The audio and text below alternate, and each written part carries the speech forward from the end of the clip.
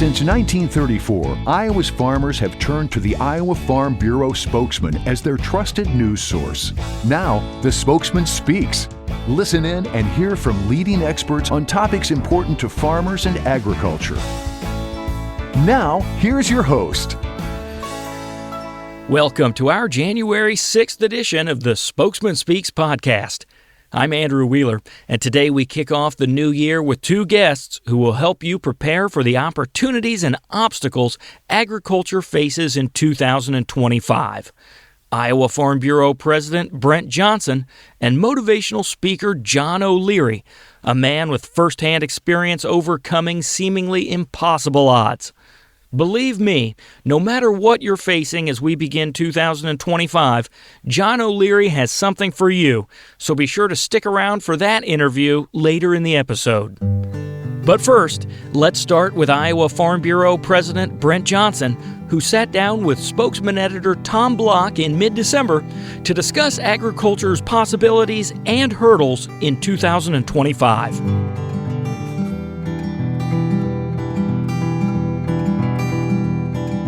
Brent, let's start with a recap of the recent Iowa Farm Bureau annual meeting. It was a new format this year with the County Leadership Conference in addition to the usual annual meeting activities. What were your takeaways or some key highlights from the meeting?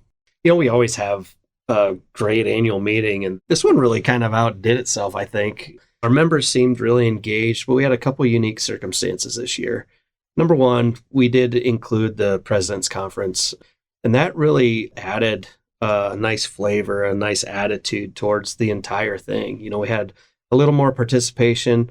We noticed people sticking around a little bit more, and it just kind of solidified the desire to include members across the state, as we always do, but on many different levels for many different reasons. And this complemented that goal, I think, and at the same time exposed some of those presidents to some things that maybe they wouldn't have either stuck around for or even come to the annual meeting for. So I thought that was one really nice outcome.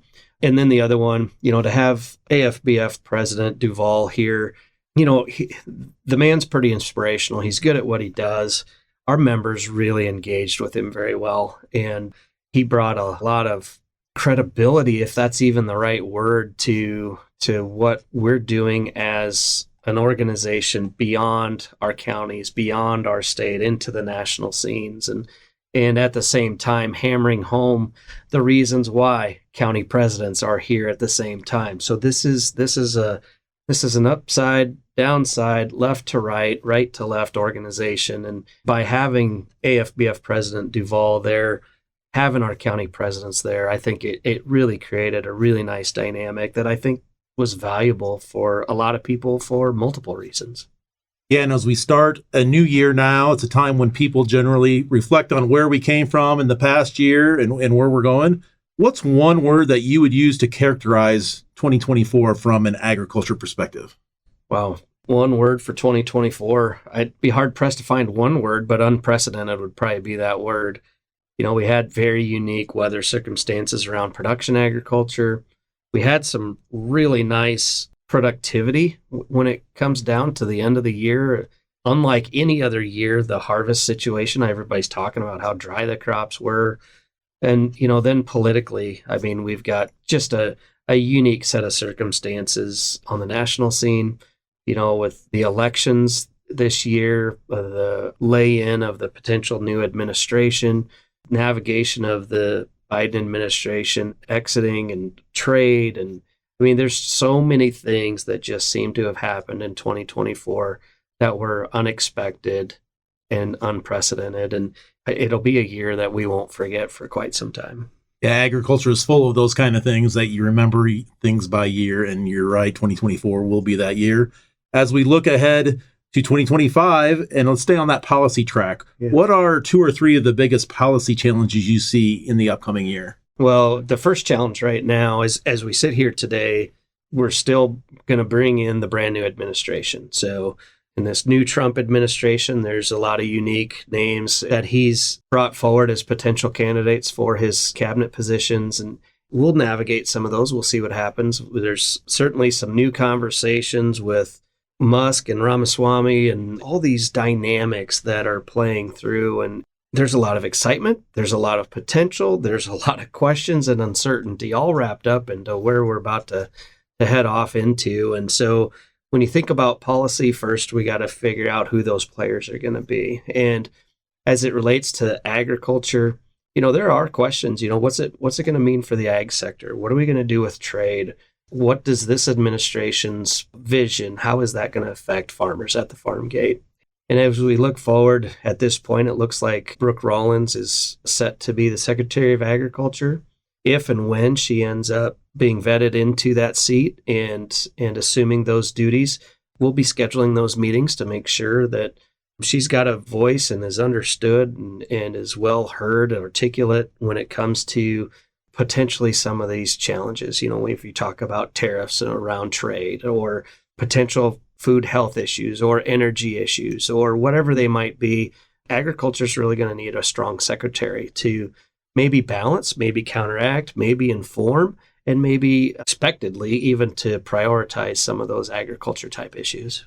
You touched on it a little bit there as we get to know these players, but what is Farm Bureau doing to address these challenges, and how is Farm Bureau, just as the organization, both at the state level and at the national level, positioned to do that? Well, since these are national issues so far, I'll start there. The American Farm Bureau, talking with President Duvall, he's scheduling his meetings. He's making sure that our organization is visible, ready, articulate, all those things to be able to have those conversations. President Duvall does have a personal relationship with President-elect Trump. That's going to be helpful navigating in through here. And we'll all learn together what Brooke Rollins is all about. And so, as we navigate our annual meeting down in San Antonio and we explore what our new policies are going to bring forward, that'll recharge our organization on the national scene to make sure that those priorities find their way into this administration in the appropriate way and prioritize agriculture.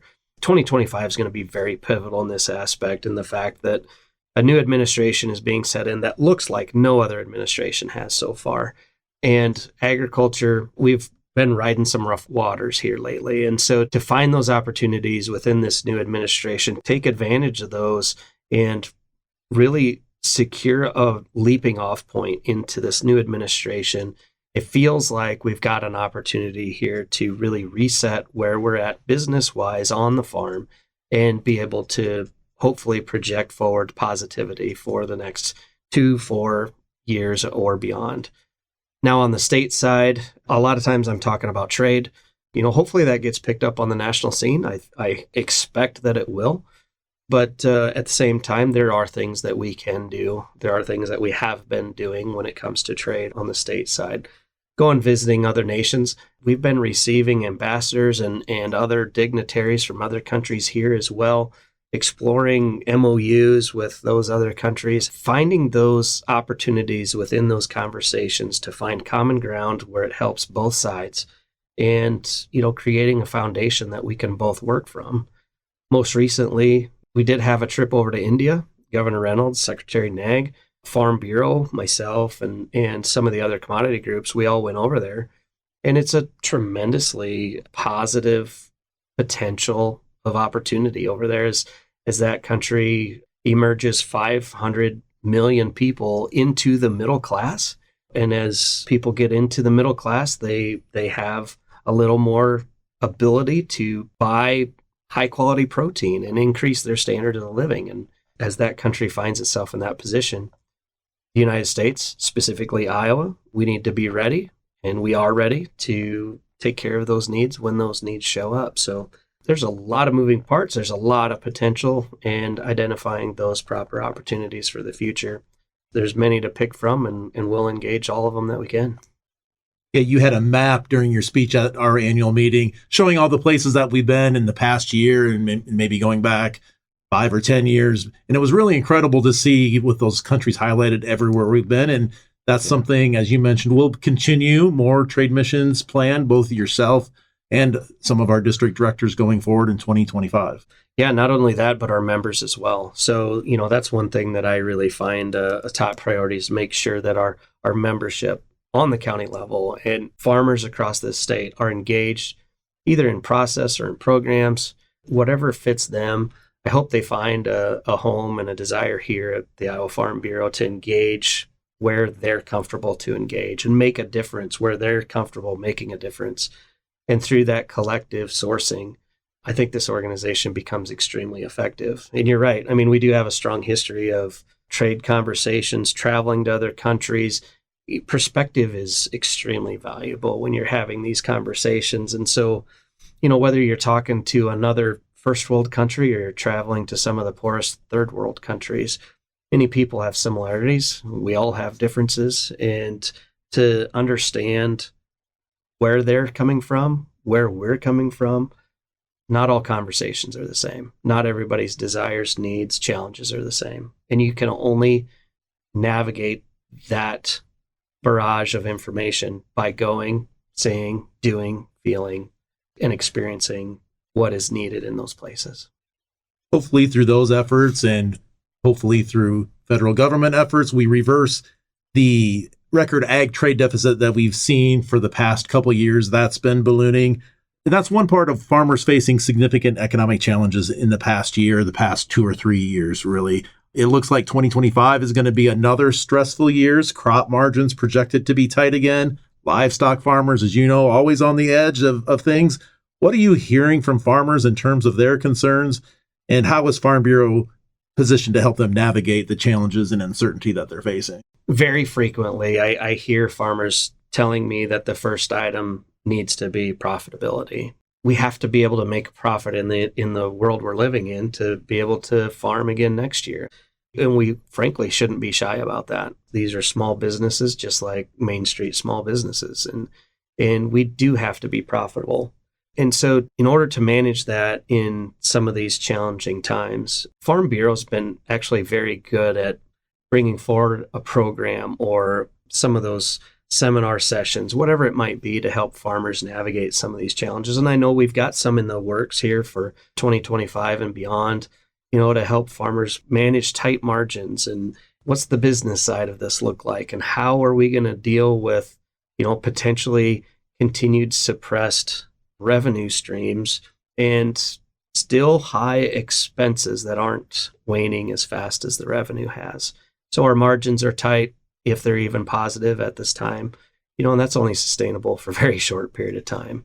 So then you've got those financial dynamics, but then you've also got these other opportunities like, do I need to do something different? Do I need to round out my business, or did I always have an interest in, XYZ program, whatever that might be? And so those programs like Acres of Opportunity have been a perpetual hit. We always fill up that program and we're really excited about it. But then you look at some of these young farmer programs like Grow Your Future Awards and whatnot. I mean, that there's a lot of really impressive folks out there that the reality is not everybody's going to be a 1,000 acre, 2,000 acre corn and soybean farmer.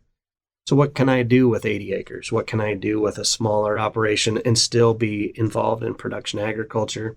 This organization, Iowa Farm Bureau, actually does a really, really nice job of helping folks navigate some of those uncharted territories that they've never entered into.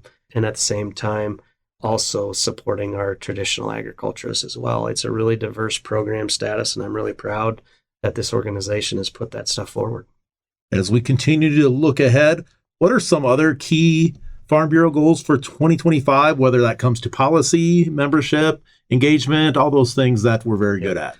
So, on the policy side, certainly the Farm Bill has to be the top priority. We're going to be entering in some of these challenging conversations in Washington, D.C., getting this administration underway and navigating new leadership roles within the congressional halls. And so to make sure that the Farm Bill gets modernized, 2018 doesn't seem like it was that long ago, but in a business sense, in an expense sense, in a revenue sense, on the farm, it's an entire world away. And, 2018, that Farm Bill is outdated. The risk management tools that are set in there then aren't as effective as they need to be for today. And so to get that entire thing modernized is important. And then also, we really need to include the concept of interstate commerce in the Farm Bill as well. It's unfortunate. I mean, this is a constitutional provision, but here we are having to defend it on an administrative level. And so, all right, well, let's get that done. So we'll shore up that Constitution in that aspect. That's going to remain a top priority.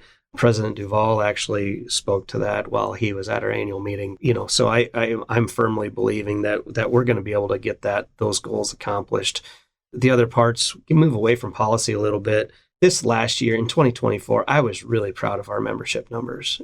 In a year that was so turbulent is maybe the right word. And through that, we managed and persevered and ended up in a situation where we actually grew our membership by well over 4,000 families in 1 year. We have never done that before. Normally we're growing 100 or 200 a year, something like that. And so to grow over 4,000 in a year, that's just phenomenal. So in 2025, I hope we can continue to grow. The reality is we need to make sure that we avoid our losses out of that growth of 4,000. And so can we maintain where we're at?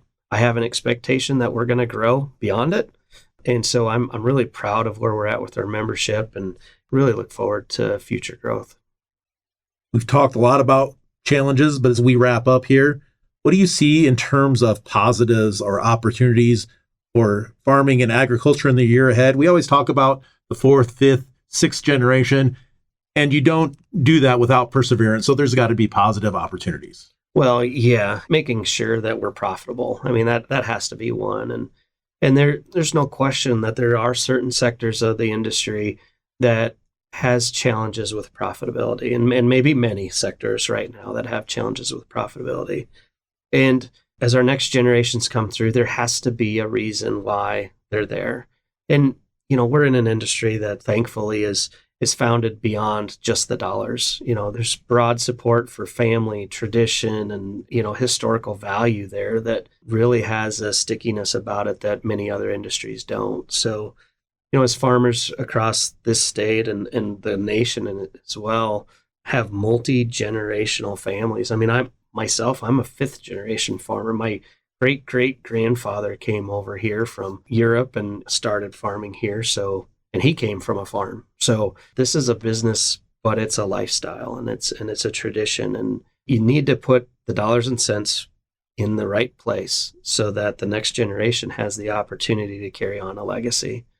And, when you do that and you fill it up with traditional family values and the expectation of doing better than what your parents did and leaving your resources better than when you received them, there's a lot of people that take a lot of pride in those things. And I think the future is extremely bright. We just need to make sure that road is able to be paved properly for that generation coming in so that they can continue to contribute to that foundation that's been started many generations ago.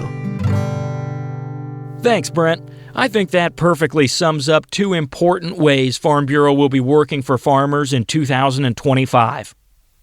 First, we all know that agriculture has important ground to cover with new lawmakers and appointees. And as you just heard President Johnson say, Farm Bureau will be there, ensuring that key decision makers hear agriculture's story and policy needs, like a new farm bill, robust trade, and unimpeded interstate commerce. Second, Iowa Farm Bureau will continue offering farmers information they can use to make strategic decisions on their own farms, like educational meetings and webinars. In fact, we have several of those meetings and webinars coming up over the next few weeks. One upcoming opportunity is Iowa Farm Bureau's Ag Market Outlook meeting series, which will offer farmers an economic outlook and tips for managing their risk in 2025 at 5 locations across Iowa in the month of February. Another future opportunity is the Acres of Opportunity Conference that President Johnson just mentioned. That event, which Iowa Farm Bureau will offer on February 15th in Cedar Falls this year, gives farmers a chance to learn from their peers and other experts about niche crop and livestock opportunities. In addition to in-person events, Iowa Farm Bureau also hosts frequent educational webinars for farmers. For example, in just a few days, we'll offer a webinar with University of Minnesota grain marketing expert Ed Ussett, who will help farmers map out effective pre-harvest marketing plans for the 2025 crop year. We've included links to those events and more down in the notes for this podcast episode. So check there after you're done listening here. Next up is John O'Leary. So far in this episode, we've talked a lot about specific issues facing agriculture and the tools farmers can use to make strategic decisions for their businesses. But we all know that success on the farm goes a lot deeper than that. Farming is about family, community, and legacy.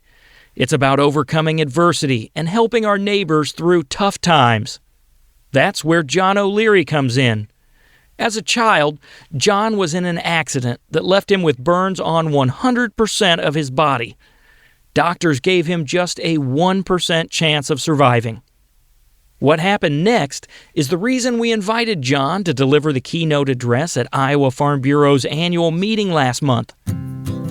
As we weather the ups and downs of a turbulent farm economy and the emotional toll that takes on us and our families, John's story is one we all need to hear as we begin the new year. Spokesman reporter Corey Munson has the story.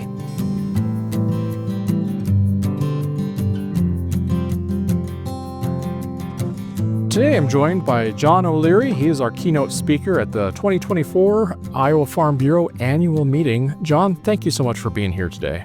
Corey, what a pleasure, man. Thank you for making time. You joined us today to kind of share inspiration and just sort of some life lessons that you've picked up along the way. So can you kind of give us the Reader's Digest of your story, kind of where you came from and how you got here? The question you're asking encourages me to go right back to this big explosive moment. And yet I'm going to step into it sideways. For me, the thing that changed my life the most was not a fire as a kid. It was actually learning that I was valuable as an adult. I was 28. I was in a church service and a pastor was preaching on the gift of talents and said, for those who feel like you've got one talent, listen to me. Your life is a precious, priceless gift. Say yes to being used for good. So I hear that at age 28 and decided to take a good long look in the mirror. Changed how I felt about the scars, about the brokenness, about my life, about the ability to be used for good, and allowed me to live differently going forward. So I'm sure we'll talk about that later. But what I had always run from, Corey, was being burned, man, being different, being less than. When I was 9, I was in a house fire, got burned in a garage, trapped in that garage, burned ultimately for about 90 seconds. And a story I did not share with your members and friends today, but I'll share with your listeners, is I came out of the garage on fire, ran into the kitchen, family room, stood on the front hall and just stood on this rug screaming for a hero. And I assumed like firefighter, parent. But my brother Jim, he was just 17, not who I was praying for, trust me. And yet he's the one, man. So he came downstairs, beat the fire back, carried me outside, ran back into the house, called 911, and saved my life. So that's the starting point of this story that would take 5.5 months in hospital, years of surgery and therapy, and a lifetime of some work to recognize what a gift it is. So you weren't always in this field of being a public speaker and stuff like that. So what were you doing prior to this and kind of how did you lead up to that moment in church? I was a troublemaker before this. I was running fast, man, having fun, partying a little hard, trying to pretend like I was normal. And in all mannerisms. In high school, I worked on a farm for a couple of years, which was awesome. I liked the outside. I liked the exertion. I liked being with the guys. So I did go to college and I wanted to do something physical. So I started a rehabbing company, bought old homes, old beat up buildings, fixed them up, made them beautiful, would sell them, and then wash and repeat. Did that for about a decade, but I was looking for meaning. In my late 20s, even before that church service, I became a hospital chaplain. To just serve people, man, to meet them in their story, to love them as they were, to encourage them in whatever storm they were going through. So I spent a couple years working with kids and then eventually got dragged kicking and screaming into speaking. I started small, like speaking to prisoners and hospitals and Rotary clubs and making no money for a long time. It was not my design, but I think it was God's will, and it's led you and I to be together today and 500-600 of your friends hear that message.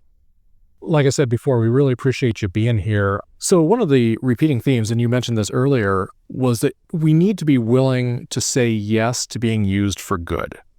Can you talk me through kind of that concept and ways that maybe you've encouraged folks to apply that to their own lives?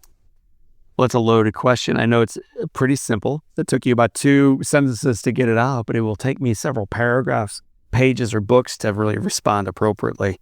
The first thing is about worth. I think most of us don't recognize that our life is innately powerful, like beautiful. And not only is it beautiful in your own walk and in the reflection in the mirror, and with people who call you mom or dad or daughter or son or neighbor or friend, but even random folks on the street. Like, you have the ability through your life to elevate or to diminish the light and life of someone else. So the very first thing I would recommend is just awareness around the gift of your life. The second thing is, most of us are so busy living our lives that it's hard to even imagine a way that we could be generous to someone else. Whatever it is you do professionally, it's so exhausting that it's hard to imagine there's time in the day to do one more thing. But what I've learned from people who've changed my life fundamentally is it often wasn't the big things. It was glances. It was praise. It was a pat on the back. It was someone correcting my speech or loving me when I didn't deserve it. So it's almost never the big stuff that is the big stuff. And then the third piece of saying yes is just this awareness of when you do it, someone else's life is better because of it. And that person is you.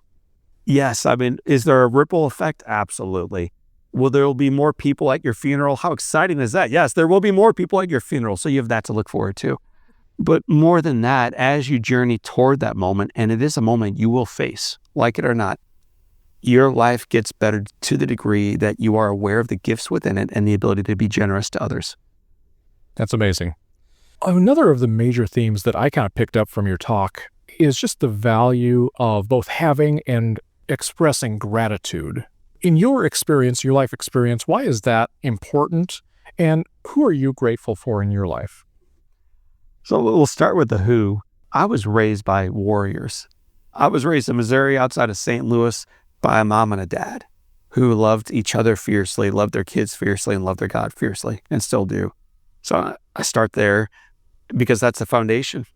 Blessed to have 4 grandparents, great neighbors, big family, 5 siblings, a couple dogs. So all that, man. I'm grateful for my friends. My friends were my friends before I got burned. And those same friends were my friends afterwards. And that's not always the case when you're in grade school and middle school. And so this little group of kids, man, loved me when I felt broken. So I'm grateful for them. In college, met a girl and eventually tracked her down and eventually coerced her to say yes. But I found love. I'm grateful for her seeing past scars and amputations and brokenness, seeing in her beauty, saying I do to me 21 years ago and saying I do to me still. So I'm grateful for Beth. She gave me 4 kids. I'm grateful for those kids. So I'm grateful for life. And your first question was, why? Like, what's the point of it all? I'm an optimist by nature. So like my heart tells me to be grateful, but science tells us that too. For those who are grateful, they become more optimistic, which is awesome. You can change your disposition in life. They become more engaged in relationship and work and in life. Their relationships get better. Marriages are stickier and healthier. Friendships are more robust and lifelong. They do better professionally. They make more money. Their stress level goes down. Their energy goes up. They live in the University of Minnesota, just north of us, according to them, up to 8 more years. So why choose gratitude other than the fact that it's scripturally told to us? Another reason is science says, and it will benefit your life. It's perfect. I think that's a good enough reason for me. So you've expressed gratitude and clearly you live that out, but you still have physical ramifications of that accident. So you want to kind of talk about how you maintain that attitude while still, knowing that you have damage to your hands. There's visible scars on your neck and side of your head. Yeah. I'm glad you brought it up because, we're on a podcast. Yeah. The cameras are not in front of us right now. So your listeners are like, what does this guy look like? Right. So that's fair. So I'm burned on 100% of my body. 87% is 3rd degree. And for me, that means the scars, as you mentioned, very left side of the face, so my left ear, down to my neck, and then from my neck all the way down to my toes is 3rd degree. I'm missing fingers on both hands. My arms are stuck almost at 90 degrees. I have some flexibility, but very little. I'm able to walk, so I am able to walk. I'm able to run. I'm able to work. And all of it is very hard. And all of it is possible. This morning early, man, I get up early. I get up about 4:30 every day. And I have this odd routine of showering. So I get out of the shower today at this Hilton where we're staying. And dude, I look in the mirror and all I see is like brokenness. Like my whole body is ravaged with scars. And one way, and it is the popular way currently to view that, is poor you. Mm-hmm. What a victim. You know, why'd you even leave the house, man? Why don't you just medicate, stay home, and let the government feed you? Like I have the right, I think, to do that. I'm completely disfigured. Some might say completely physically challenged. I had a mother, though. I'm going to share a mother and a father story quickly.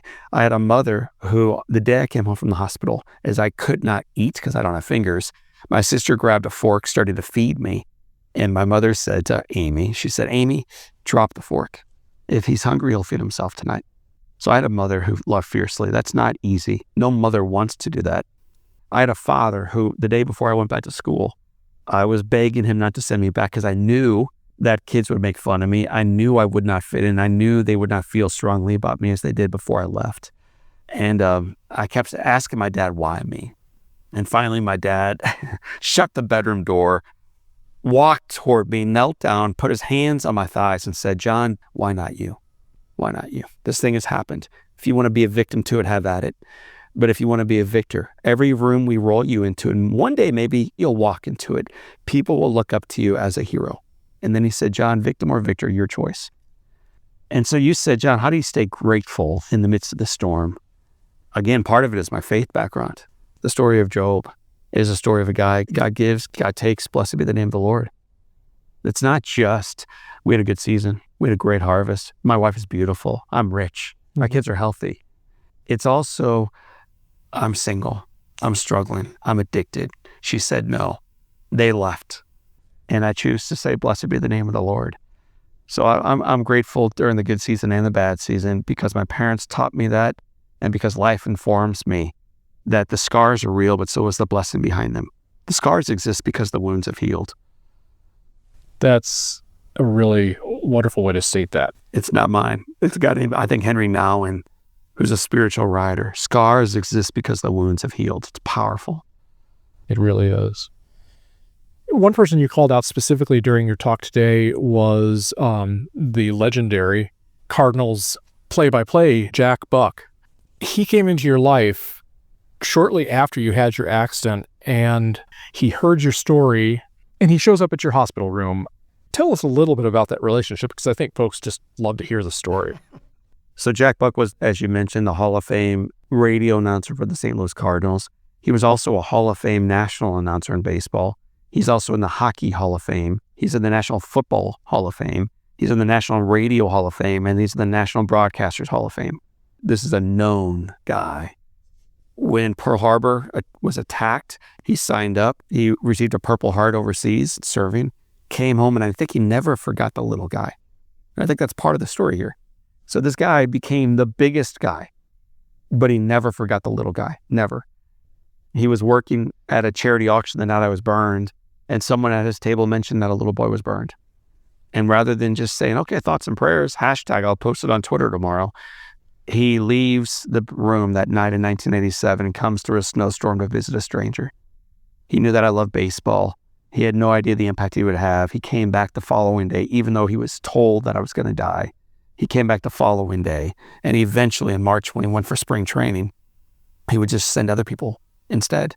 He sent the football team. St. Louis used to have a football team called the Cardinals. He sent their coach. He sent the hockey team. He sent encouragers.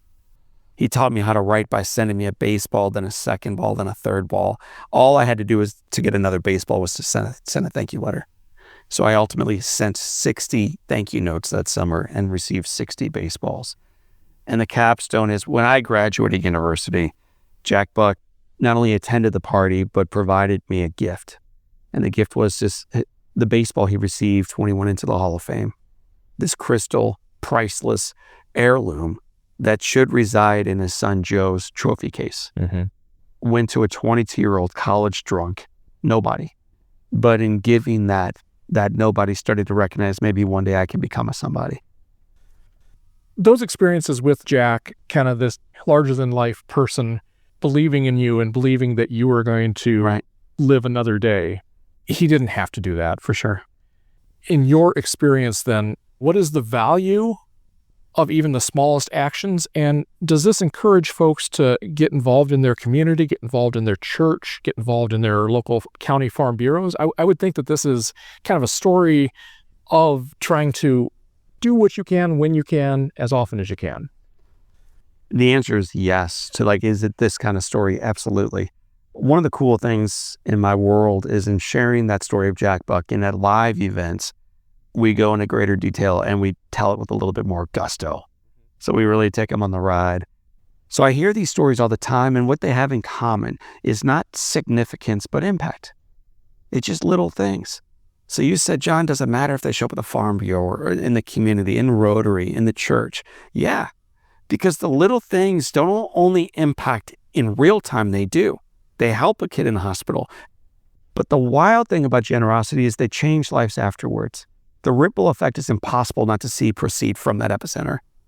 And through little acts of kindness to others, you can be that ripple effect. It's a big deal with eternal consequences.